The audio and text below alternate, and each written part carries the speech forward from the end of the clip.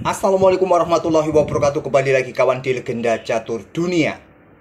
Dia adalah Vasily Ivanchuk, pecatur asal Ukraina yang sudah berusia 56 tahun kawan. Ya, seangkatan dengan Viswanathan Anand ataupun juga sudah pernah merasakan kuatnya Garry Kasparov. Dia baru saja memenangkan turnamen Menorca Open di Spanyol kawan. Dia pernah menjadi juara dunia Blitz tahun 2007. Pernah juga menjadi juara dunia Rapid tahun 2016 kalau tidak salah. Saat ini elo ratingnya di angka 2600 kawan. Pernah menembus angka 2787 di tahun 2007 kawan. Artinya pemain satu ini waktu muda sangat-sangat kuat kawan. Nah, baru saja memenangkan turnamen Menorca Open di Spanyol, memperoleh 8 poin dari 9 game yang dia mainkan dan punya elo performa sebesar 2833. Luar biasa untuk pemain veteran satu ini kawan, menolak tua. Sering kita lihat dia masih bermain di level-level top kawan, di turnamen-turnamen kelas 2600. Vasily Ivanchuk atau dikenal dengan namanya Chucky kawan. Nah, salah satu game yang akan kita ulas ini dari permainan Vasily Ivanchuk, yaitu pada game terakhir menghadapi Pranes kawan. Saat menghadapi Nihal Saarinen juga cukup bagus dengan keakuratan 97,5%. Luar biasa Vasily Ivanchuk. Dan turnamen ini kawan, runner up-nya adalah Lu Xianghe asal Cina dan Murali Karthikeyan. Oke, sekali lagi selamat buat Chucky Vasily Ivanchuk yang menjuarai Menorca Open. Langsung kita ke papan analisis dari permainannya Chucky menghadapi Pranes, Grandmaster asal India, Grandmaster 2500 kawan. Dan Pranes mengawali dengan pion E4. Chucky membalas dengan permainan sisi defense. Vasily Ivanchuk atau Chucky ya. Kuda C3 dan di sini pion E6, memilih variasi Prancis Vasily Ivanchuk. Beberapa langkah kemudian permainan berubah ke dalam bentuk permainan sisilakan kawan. Dengan pion A6 terlebih dahulu, baru pion D4 di sini, pion pukul, kuda ambil balik, selanjutnya menteri C7. Ya, bisa kearahkan ataupun ke arah Taimanov, tapi biasanya struktur permainan ini dengan urut-urutan seperti ini kita masuk jalur ke permainan sisilakan variasi kuda, yaitu kuda C3. Ya, dalam permainan sisilakan kawan umumnya kan seperti ini, saya akan ulangi ya. Sisilakan kan seperti ini. Pion E4, Sisilia, kuda F3 ya, bukan kuda C6, baru sisila Prancis.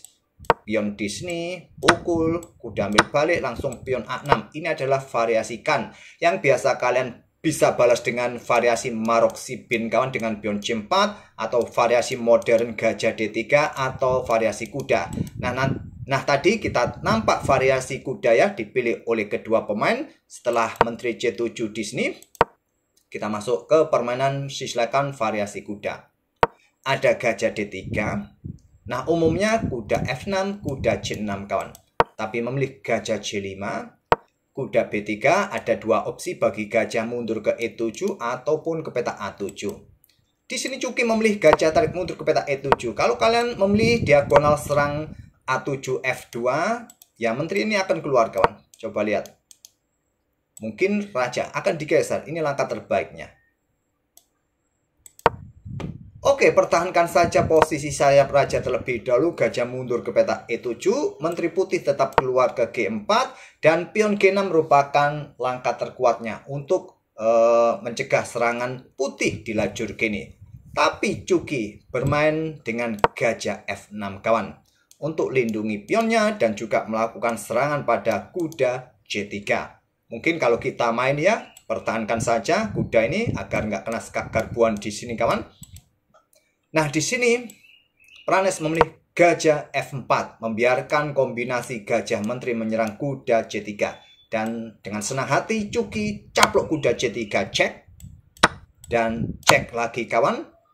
Nah, gajah D2 merupakan langkah kuatnya. Tapi memilih raja geser ke peta F1.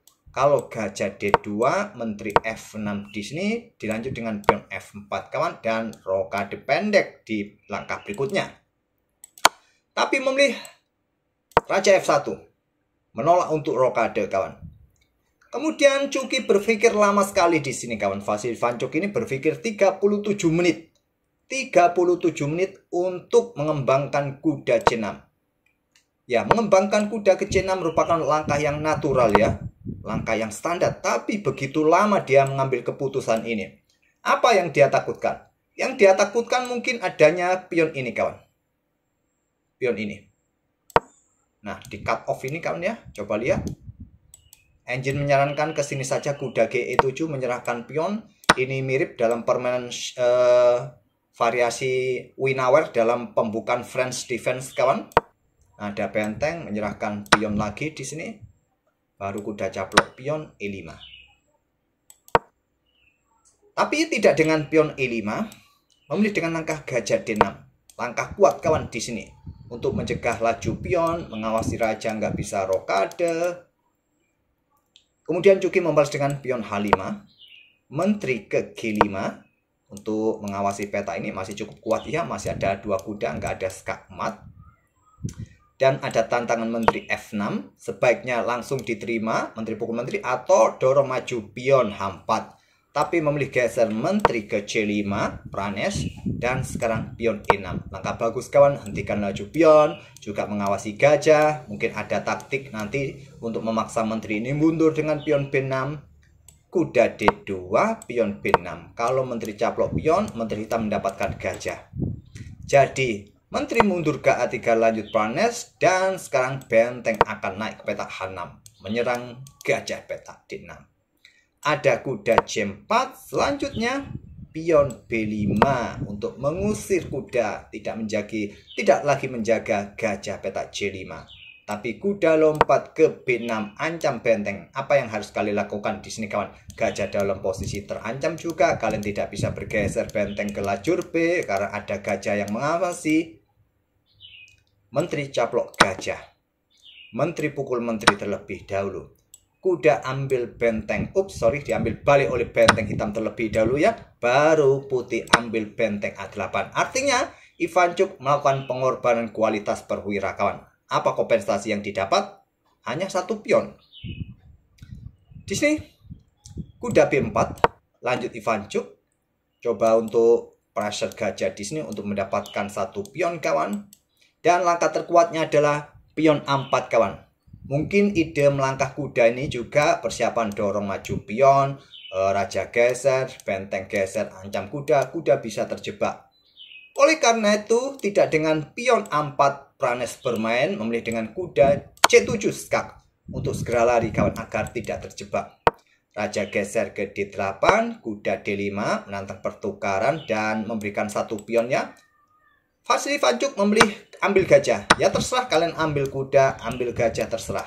Mendapatkan 1 pion juga kawan. Memilih dengan langkah kuda, ambil gajah D3. Ambil balik. Gajah B7 serang kuda kawan. Nah kuda lari kemana? Kalau kuda bergerak tentu pion di bawah juga jatuh. Kalau melangkah kuda B4 ya akan memberikan tempo bagi pion-pion hitam didorong terus ya. Pion ini akan tetap jatuh. Jadi di sini memilih dengan langkah pion A4 langsung. Gajah caplok kuda, ambil balik dan pion dorong saja supaya bebas dan menjadi ancaman kawan di permainan endgame. Pion B4. Pion D4. Diberikan saja. Ditolak dengan pion E4 oleh Vasily Ivanchuk. Raja aktif naik ke E2. Kuda E7 terlebih dahulu, nggak terburu-buru dan pion F3 langkah terkuat buat putih. Memilih dengan langkah benteng H. C1. Ini juga langkah kuat, langkah bagus sebetulnya. Baru sekarang kuda ambil pion D5 sekaligus menjaga pion dan juga persiapan lompat-lompat kawan. Benteng D5. Kuda C3. Kemudian ada raja E3. Benteng C6 menantang pertukaran. Diterima langsung. Ya ini sebetulnya langkah terbaik. Langkah terbaik. Atau dengan benteng digeser juga. Kalau kalian memilih ambil pion gratis ini kawan, kalian kesulitan menjaga pion. Coba lihat, benteng menjaga kuda, sulit kalian dekati lagi dengan raja, kuda menjaga petak B1, pion siap dorong, dan kalian akan kalah cepat. Jadi memilih pertukaran langsung, ambil balik, di sini raja D2. Ada pion A5, perkuat rantai pion Vasily Ivanchuk. Raja C2, Raja hitam mulai aktif ke D7, raja putih B3, raja hitam D6, raja putih C4, sekarang pion F5. Ada pion G3 dan kuda mundur kawan. Langkah kuatnya ke petak D5, memilih dengan pion G5, Vasily Vanchuk. Nah, seperti yang ditunjukkan panah biru, pion H4 langkah terkuat, memilih dengan langkah benteng E1. Pion ditinggal kawan. Caplok saja sudah saatnya. Memilih mundur ke D5. Ini juga tidak terlalu kuat tapi masih cukup bagus. Raja ke B3, kuda kembali ke C3, raja ke C4 lagi ya, menyerahkan pion kawan. Tapi nggak mau ambil pion G4. Di sini ada benteng H1, siap dobrak lajur H kawan, menantang pertukaran. Ada kuda kembali ke D5, masih belum ambil. Ini langkah kuat juga, ambil saja. Tapi sekarang juga beda ya, nanti benteng ini geser. Memang provokasi benteng meninggalkan pion ini. Provokator dia ini. Provokator. Kuda D5. Pion H3. Kuda B6 cek. Raja B3. Memberikan tempat bagi raja, harusnya kawan naik ke petak D5. Tapi Vasily Vanchuk memilih pion pukul pion. Baru setelah benteng ambil pion H3, raja maju ke D5. Kita lihat kawan, bagaimana endgame-nya Vasily Vanchuk ini. Ya, bermodalkan unggul 1 pion tadi, sekarang dia sudah unggul 2 pion, bermodalkan kuda melawan benteng kawan. Tadi sempat dalam posisi yang lumayan ya.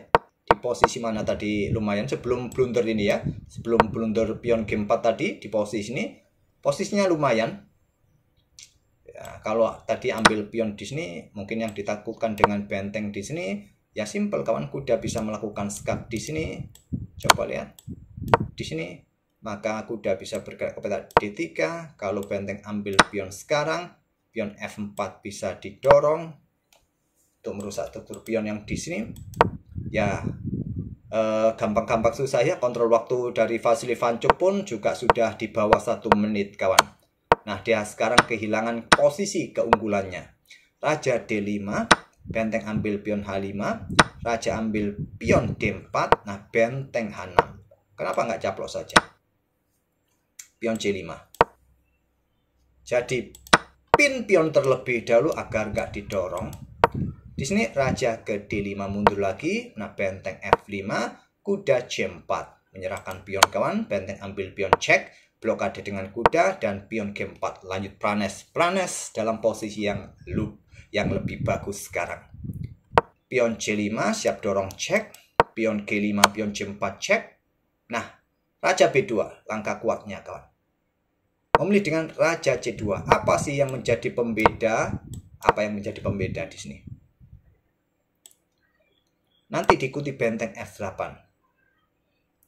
Kalau ada cek di sini, raja bergerak ke sini ya kuda F3 mungkin ya jawabannya. Bisa kehilangan posisi juga kalau ke sini kawan. Enaknya kemana? Pion E3 saja diadu. Tapi putih masih tetap menang. Nggak perlu saya teruskan ya. Bisa kalau otak-atik. Yang jelas dia pindah ke petak C2. Kemudian raja D4 kawan. Ada benteng F6. Pion B3 cek. Yang menjadi pembeda. Karena cek dari pion B3 ini ya. Yang menjadi pembeda. Tidak lagi berada di petak B2 tadi. Karena setelah raja geser ke situ, kena skak lagi dari kuda D3 kawan. Wassalam, sekarang putih. Raja A3, raja C3. Nah, dorong pion bisa promosi. Benteng geser, siap turun lagi. Tapi masalahnya di sini ada kuda C1 dan Pranes menyerah di langkah ke-55. Terkadang kuda lebih kuat ketimbang benteng. Tapi lihat dulu siapa yang main ya. Kalau kalian yang main ya sama juga ya. Terkadang gitu ya admin ya. Punya perwira mayor kalah sama perwira minor. Ya jelas ya, pion ini bisa promosi. Cuma kalau dilanjutkan skak-skak pun ya raja ke C2. Nggak ada cara lagi untuk mempertahankan pion hitam ini nggak bisa promosi. Kalau tadi kalian sikat langsung tetap ya langsung promosi. Nah, checkmate malah ya, cepat checkmate di sini. Oke, selamat buat Vasily Vanchuk yang menjadi juara Menorca Open 2025 dengan elo performa 2833. 8 poin dari 9 game yang dia mainkan, tak terkalahkan. 7 kali menang dan 2 kali remis. Semoga bisa menghibur kalian kawan, dan kita akan bertemu di video-video berikutnya. Terima kasih. Wassalamualaikum warahmatullahi wabarakatuh.